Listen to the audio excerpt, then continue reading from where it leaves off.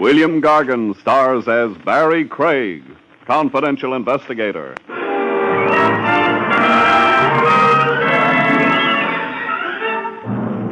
The old saying, early to rise, folks, can't possibly mean a thing to a corpse.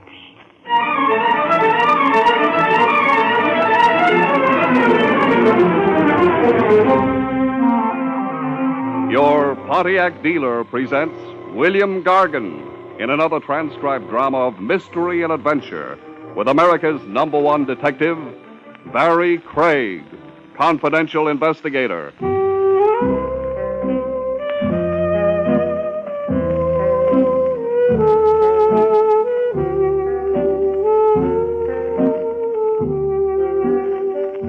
Barrie Craig speaking. The trick in continuing on as a confidential investigator is to keep on good terms with the police. Comes time for your license renewal, and a department sawhead can louse it up for you.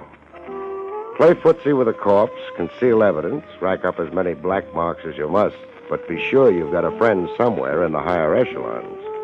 High, say, like a lieutenant, willing to countersign your renewal application, where it reads character references. Ah, the fool that I am, Craig, endorsing your application. Your signature goes down here, Trav. No blotting now. Right neat. Certifying you as a man of good character. However will I atone for the perjury? The guilt get too much for you. I can refer you to a high bridge. Okay, I've signed. You're free to harass and otherwise misuse and abuse me for 12 more months. I'm looking forward to it, chum. I'd start in right away if I had a case. Oh, don't tell me the great man's idle. One meal away from pawning my badge, unless you've got an idea. I get the hint. Even if I could, why should I throw anything your way? Because you hate seeing me fall dead from hunger. So what case did you have in mind? 2 cases. You even have a choice. Both of them prefer a confidential operative to official police methods, official notoriety. I was asked to recommend someone. I'm all ears. Case 1. A Mrs. Cora Talbot wants help in finding her husband, Stanley Talbot. Talbot's been missing more than 6 years. What's her motive in looking for him now? Oh, a last-ditch search. She's about lost hope that he'll ever return. She wants to petition to have him declared legally dead so she can remarry. Interested? How big a fee? $20 a day and expenses. Kind of anemic. It's all the lady can afford. Is it no? What's my alternative? A publisher named Hilary Grayson. He ran a best first novel contest, $50,000 to the winner. And? The prize-winning manuscript was stolen, very mysteriously. What's it worth to Grayson to get the manuscript back? A flat $2,000. So, which of the two has you seething with a desire to see justice done? Well, I don't want to be mercenary. Then you'll accept Mrs. Cora Talbot. I'll call and tell her. Call and tell publisher Grayson. It's not on account of the higher tab. The fact is, I've been a long time wanting to raise my cultural level.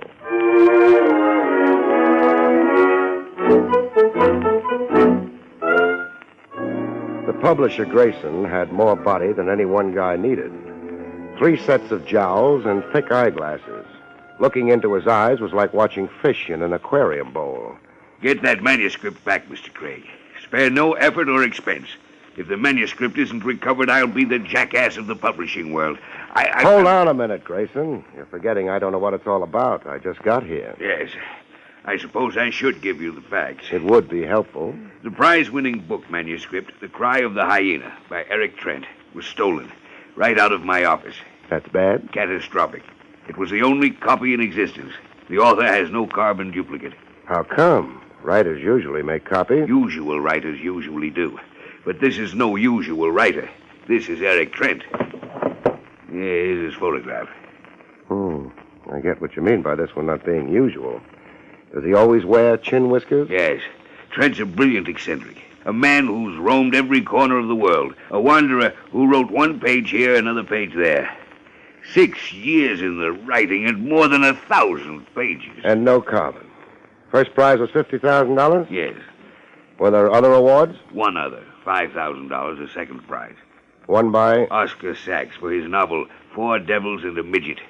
Oh, this is a photograph of Oscar Sachs. Well, this one's clean-shaven. Can I talk out of turn, or are you the sensitive type? Ask me whatever you like. $55,000 in prize money. Isn't that a lot of cabbage for a small publisher? Your offices haven't exactly got that mahogany and chromium look. The prize money doesn't really come from me. It doesn't? An independent motion picture company, Pyramid Pictures. They pay the prizes in exchange for world rights to film the book. Any more questions? Yes. How many offices are there in this suite? 6. Why do you ask that? I'm already in there pitching for you.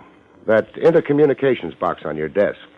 Is every office equipped with one? Yes, of course, but I don't... The box is switched on, as you'll notice. It's been on through this whole talk we've just had.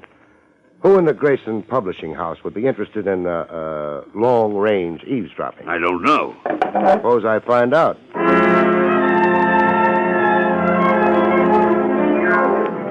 But I didn't find out. The eavesdropper resented my curiosity with all his might. An inkwell pitched at me.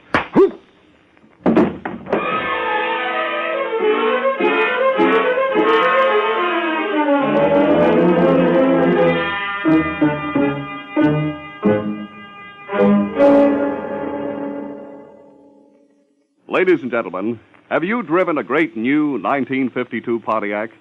Until you do, you cannot possibly appreciate what Pontiac's dual-range performance really means. Only with your own hands on the wheel, your own foot on the accelerator of a Pontiac, can you know what it means to select with a flick of a finger exactly the power you want. Tremendous get-up-and-go in traffic, or smooth, easy-going, gas-saving cruising on the open road. The great new Pontiac gives you this kind of performance because Pontiac has, for the first time, combined the 3 essentials of top-flight performance in one great car. First, a terrific high-compression Pontiac engine. Second, the wonderful new General Motors dual-range hydromatic drive. Third, Pontiac's new high-performance economy axle. It's this great powertrain which makes dual-range performance, giving you exactly the power you want, when you want it, where you want it. Remember, only the new Pontiac has dual-range performance. Only your Pontiac dealer can show you this engineering masterpiece.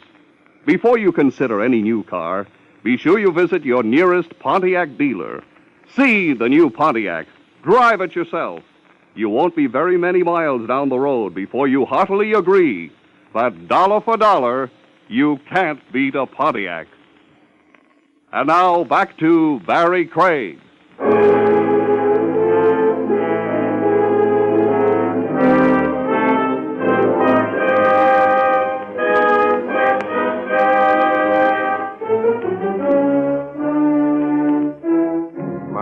Opened on Grayson, sprinkling water on me with a sponge. You're all right. Quit watering me. I'm not a petunia bed. But you were unconscious. I'm conscious now, and you're ruining my suit. It's ruined anyhow, the ink from the inkwell.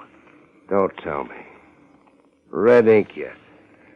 My fee's gone up, Grayson. Up? $2,000 plus $49.75, the price of this suit.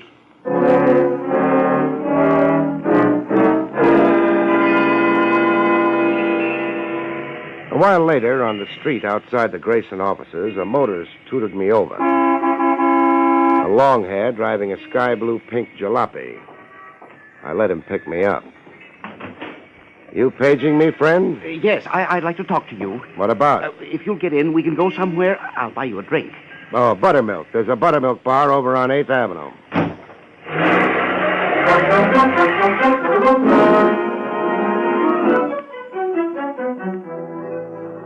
In the buttermilk bar, we had a chat for the books. I'm Oscar Sachs. I know that. I saw the photograph of you in the Grayson Publishing offices. Oh? Well, there's some facts about the book contest I think you should know. Why? Why? You've been engaged by Mr. Grayson to locate Trent's missing manuscript. What am I wearing, a sandwich sign? I obtained the information through sources I cannot disclose. Give me those facts. I won the second prize of $5,000, but I was cheated. Cheated out of the big money, is it? Yes. Explain, please. The contest rules clearly specified that the award was to be made only to an American author. And? I have reason to believe Eric Trent is an Englishman, or anyhow other than an American. To put it bluntly, a fake who should be disqualified. Disqualified while you're moved up to first place and $50,000? Yes. Let's have your bill of particulars. Well, for one thing, Trent's way of talk. It's as English as the House of Parliament. Another thing, Trent was somewhere overseas on a tramp island, an English possession, when he sent the manuscript in. That summarizes it? Well, there's more. Trent has a tattoo on his right arm. I happened to get a good look at it. It's a tattoo of the British flag. Would an American wear the British flag on his arm? They tell me Benedict Arnold did. You're really out to grab yourself 50 G's. Well, why do you find that so odd, Craig? Just that I thought artists had no money sense. Well, I have, and I'm not apologizing for it. Okay, I've got your point of view, Oscar. Oh, yes, one little thing remains. Hold out your hands. Hold out Do what Papa asks.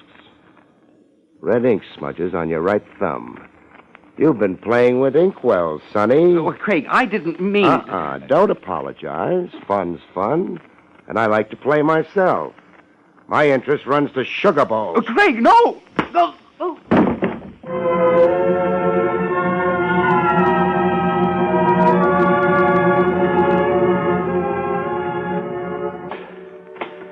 Eric Trent's address, furnished me by Grayson, was a rickety studio walk-up. 7th Heaven in Bohemia, Greenwich Village. The door opened on a blonde who eyed you as if she was already counting your money. Hiya. Hello. This is 6D, isn't it? That's what it says on the door. It's my astigmatism. Is Eric Trent in? No, but I am. Baby, I'm not a gentleman caller. So who's tough luck, would you call it? Come in. Trent said for you to wait if you simply had to see him. Trent expected me? Yeah. That Mr. Grayson, the publisher, he phoned and said you might be over. You're Barrie Craig, the detective, he said. Barrie Craig, confidential investigator. I'm Judy. Judy Joy. Well, come on in. I won't bite you. I was waiting for you to make that promise. I live right next door in 6E. I come in here to play the radio. Mine's out of order. Oh. That's Bummy Fiegelspan's orchestra you're hearing. Oh. It's on every day this hour. Mm-hmm. I get simply dilapidated if I miss hearing Bummy. Come again. Did you say dilapidated? Yeah. Dilapidated, like frazzled. You know, fractured. Or were you correcting me on the words? Oh, no. Eric's always correcting me on the words. Imagine me keeping company with a real live author type. Sure I can. I can even imagine 50,000 reasons. Huh? What'd you say? Oh, there's Eric now. Eric? Ah, Judy. On the sofa's Barrie Craig, the investigator. I've been keeping him here for you. Thank you, Judy. Now, if you'll leave us alone. Sure. I got a slip to press anyhow. Nice meeting you, Mr. Craig. I was floored myself. Excuse me while I shut off the musical background. Now, Mr. Craig, the object of this visit? Your stolen brainchild, what else? But what can I do about it? I submitted it in good order. I'm not responsible for its disappearance. How come only one copy? Why didn't you type up a carbon duplicate?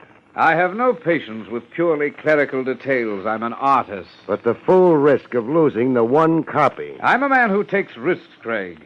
In my years abroad, away from America, I've lived a life of risks.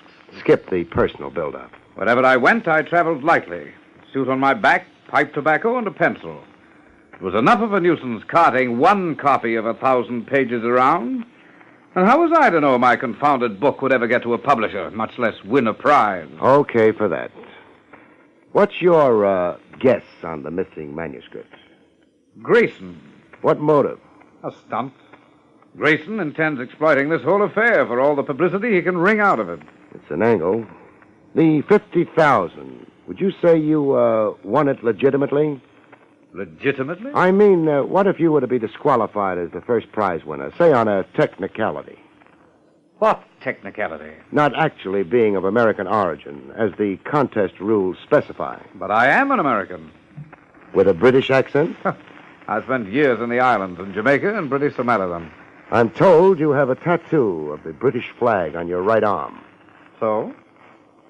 Well, I sailed the 7 seas, and like a sailor, I had myself decorated with tattoos. But the British flag on an American citizen. Ah, wait until I open my shirt. There. Are you looking at the tattoo on my chest, Mr. Craig? Yeah. The American Eagle. What do you know? Expand your chest, genius. Expand my... I want to see old Baldy flap his wings.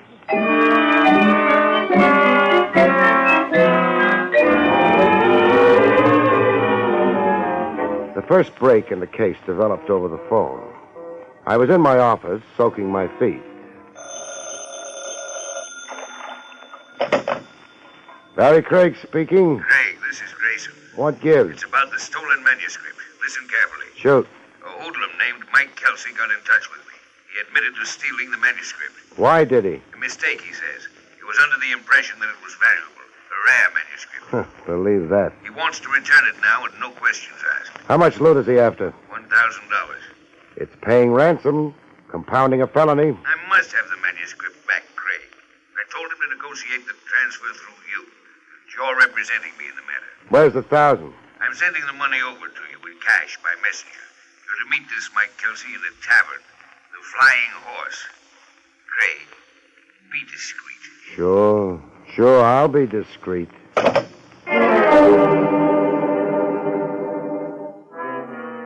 The cash came by messenger, okay, and I got to negotiate in the Flying Horse Tavern. A mug with heavy artillery bulging his coat, waiting at a table for me. You Mike Kelsey? No, I'm, McGuire. I'm here for Mike. Hey, you're negotiating for Grayson, so I'm here negotiating for Mike Kelsey. Now, let's negotiate without any monkey business, Craig. Why a gun under both armpits, Buster? So as I don't develop a stoop on one side. Oh. Now, here's your manuscript.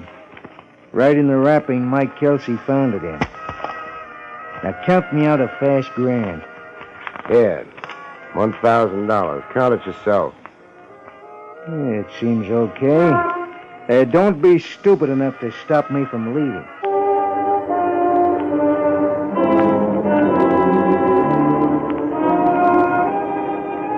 The publisher, Grayson, was out. Would I please call later, a secretary told me. I'd gone back to my office to cool my heels for a while when the phone rang. Barrie Craig speaking. Craig, this is Oscar Sachs. Now what's your beef? Craig, I've discovered something I think you'll want to know. Something that will promote you into the 50 Gs? Something that won't help Eric Trent any. Craig, the man's a fraud. You're playing a cracked record, Junior. Am I? Come hear me out and then tell me that. All right, I'll come hear you out. As soon as I dry my feet and rustle up a change of socks.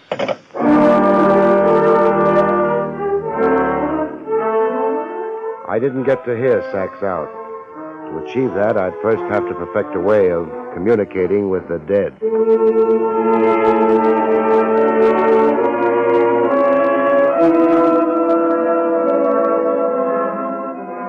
I left Oscar Sachs as I found him, sprawled backwards over a writer's desk, a knife standing vertically in his Adam's apple.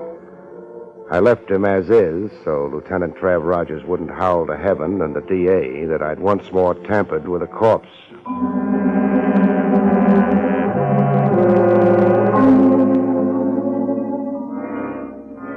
Grayson drooled with joy supreme over the recovered manuscript. This is a load off my mind, Craig. A big load. But it solves nothing. Who stole it and why? And why was Sachs murdered between the time he phoned me and the time I got to his flat? I'll show you the manuscript, Grayson, and then I've got a question. Here. Examine it and then tell me. Is this the same manuscript that was stolen? The same? Why, sure it is. The Cry of the Hyena by Eric Trent. Examine the manuscript, not just the title page. Study a few sample pages. Yeah. It's the same. You'll swear to that? On a stack? No. No, I won't swear. You've detected something? Some changes? Yes. I think yes. For one thing, this copy is cleaner. The edges of the pages aren't so ragged from handling. As you remember them to have been? Yes, even the title page looks altered now. I remember a burn here in the upper right corner near the author's name. A burn like from an accidental cigarette ash. I'm convinced. This isn't the copy that was stolen. But what can it mean? I aim to find out. Grayson. Yes? Phone Eric Trent. Get him to come here to your office on some pretext. But why? so I can have the run of his studio without Trent being the wiser or being present.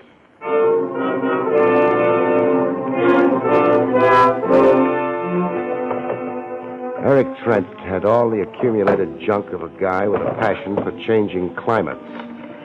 Souvenirs from Bombay, the Dutch Indies, Labrador. Souvenirs in brass, carved ivory, porcelain. And in the bottom bureau drawer, a manuscript. The Cry of the Hyena, with a cigarette burn on the title page. Eric Trent had stolen his own manuscript. I had the evidence in hand, but keeping it wasn't going to be so simple. A lady was against it. A lady healed with a gun twice the size of her dainty lotioned hand. Miss Judy Joy. Yes, Mr. Craig. It's Judy Joy. Through the convenient connecting door? I heard noises in here, and I made it just in time to catch a burglar. Drop that manuscript. You charm me into it. Want a word of advice, beautiful? No. I thought you would. Ring off Eric Trent as fast as you can flick your glamorous eyebrows. You're crazy. Being true to Trent's an awful waste of war paint. Now... What are you trying to tell me? That Trent's value on the hoof has just been slashed by about $50,000. He won't get the money? Neither will you get the money. You're a liar. The Dutch uncle. I'd hate to see you dragging your gorgeous chassis up the river Sundays, visiting ye author in the big house. Pour me a drink. Still making with the gun? Aimed at your head while we wait for Eric. The stuff's on that coffee table there. The soda bottle's right alongside it. Okay, I'll play bartender. Say when? When? How much soda? Just a squirt. That's enough. Spot more, huh? Just enough to dampen your spirits? Had enough? She's no good. Roll down.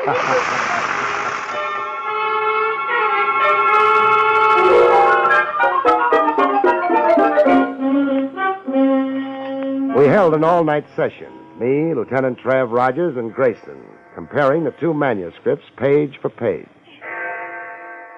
It was early dawn before I found a discrepancy between the two versions. You found something, Craig? Yes, Trav.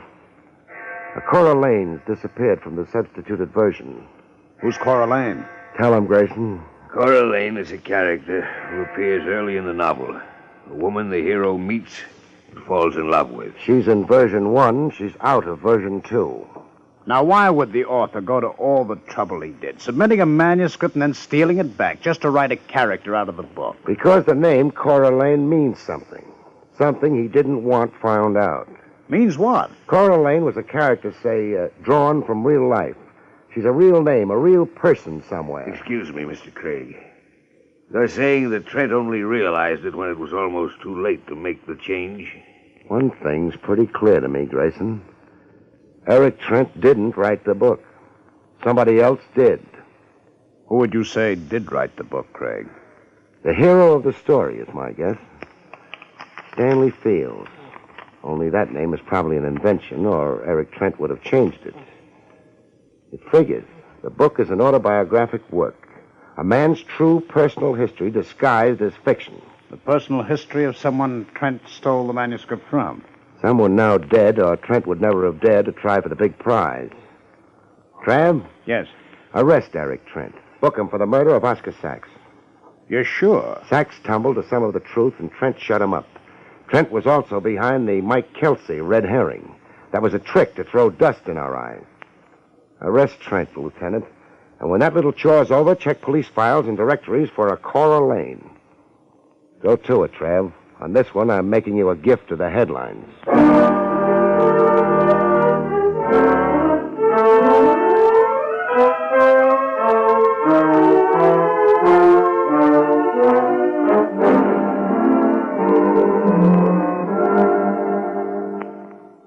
Ladies and gentlemen, when a great reporter wants to get the inside story of a great new car, he gives it a thorough test run. That's exactly what John Daly did with the new Pontiac. Here he is to tell you some of the outstanding facts of the new 1952 Pontiac and its spectacular dual-range performance. This is John Daly to tell you about a great advancement in automobile performance. the great new 1952 Pontiac with spectacular new dual-range performance. A number of factors contribute to this sensational new kind of driving. Pontiac has combined a powerful high-compression engine, new dual-range hydromatic drive, and high-performance economy axle into an amazing powertrain that gives you tailor-made performance. At the touch of a finger, you can have tremendous acceleration and get up and go for any occasion. With equal ease, you can choose a different type of performance, quiet, economical cruising for the open road. Drive the new 1952 Pontiac with dual-range performance on display at your Pontiac dealer now. It's spectacular new proof that dollar for dollar you can't beat a Pontiac. The great new 1952 Pontiac with dual-range performance is on display now at your nearest Pontiac dealer. See it. Drive it as soon as you can. And now, back to Barrie Craig.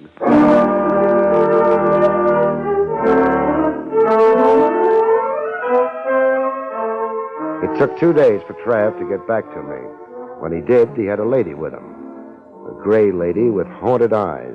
This is Cora Lane, Craig. Cora Lane, Barrie Craig. Mr. Craig. How do you do? How did you find her, Trav? Police files. The name of Cora Lane appeared on an old record card. She reported her husband missing some years back. Stanley, my husband. He left one morning, never returned. I was frightened. I imagined him injured, a traffic victim. I didn't know then that my husband had planned to just disappear, that he couldn't live in my world, that he had so much wanderlust. Her husband was the Stanley in the book. The author of it, as you theorized, Craig. Your husband was a writer? Yes, a writer all through him. Foolish, wild, irresponsible, and wonderful, too. Is he dead? Tell her, Trav. Yes, he's dead. Oh. According to Eric Trent's confession, your husband died of a tropical disease somewhere in the Pacific. Eric Trent was a drifter your late husband had taken up with. An odd thing, Craig. What odd thing? I offered you one of two cases the other day. Why bring that up now? You took one, but you solved both. What? Cora Lane is the maiden name of Mrs. Stanley Talbot. Mrs. Cora Talbot. Not the $20 a day in expenses deal I passed up. Yes. As it turned out, you found her missing husband. A gray lady, Trav, and all-around loser. Her life hasn't been good. Her life needs fixing. Mrs. Talbot? Yes, Mr. Craig. We're taking a ride, you and me. A ride? Cross town. You've been poor, but now you're rich. That book of your husband's, The Cry of the Hyena, there's $50,000 coming to you. And I'm going to stand over Grayson while he makes out that check. Good night, folks. See you next week.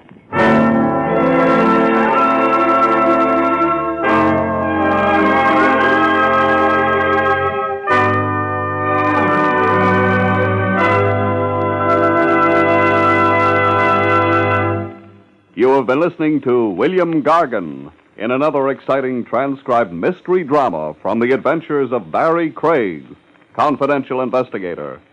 Tonight's story, The Paper Bullets, was written by John Robert. Next week, it's the strange story of Death and the Purple Cow, about which Barrie Craig has this to say. Next week, I lose a client before I get him. A man dies in a hamburger joint, and a purple cow turns out to be neither a cow nor purple.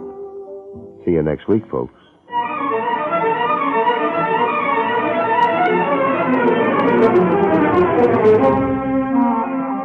Featured in the role of Judy was Barbara Weeks. Barrie Craig, starring William Gargan, was under the direction of Hyman Brown. This is Don Pardo speaking.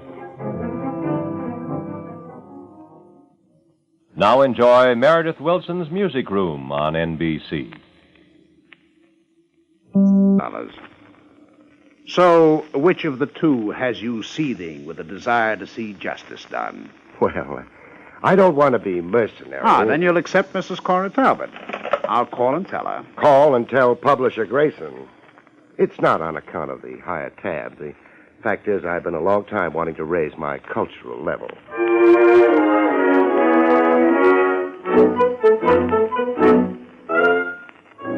The publisher, Grayson, had more body than any one guy needed. 3 sets of jowls and thick eyeglasses. Looking into his eyes was like watching fish in an aquarium bowl. Get that manuscript back, Mr. Craig. Spare no effort or expense. If the manuscript isn't recovered, I'll be the jackass. Man of good character. However will I atone for the perjury? The guilt get too much for you, I can refer you to a high bridge. Okay, I've signed. You're free to harass and otherwise misuse and abuse me for 12 more months. I'm looking forward to it, chum. I'd start in right away if I had a case.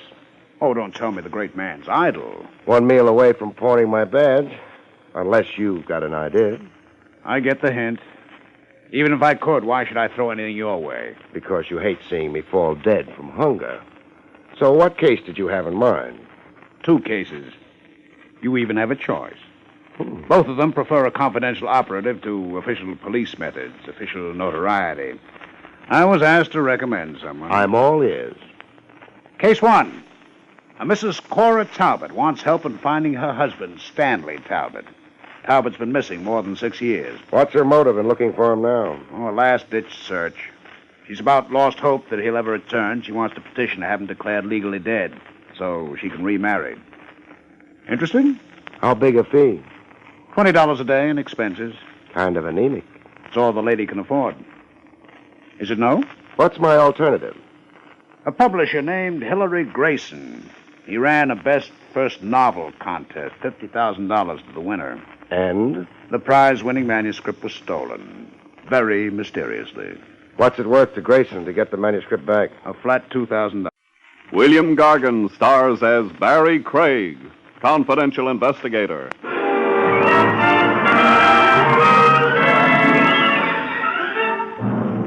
The old saying, early to rise, folks, can't possibly mean a thing to a corpse.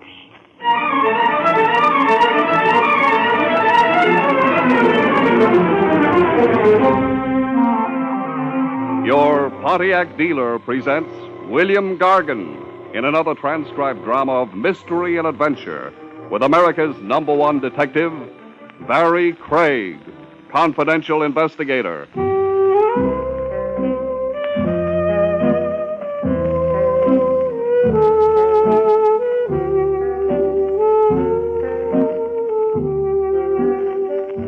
Barrie Craig speaking.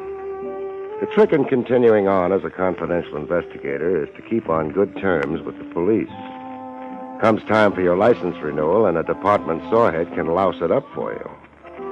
Play footsie with a corpse, conceal evidence, rack up as many black marks as you must, but be sure you've got a friend somewhere in the higher echelons. High, say, like a lieutenant, willing to countersign your renewal application, where it reads character references. Ah, the fool that I am, Craig, endorsing your application. Your signature goes down here, Trav. No blotting now. Right neat. Certifying you as a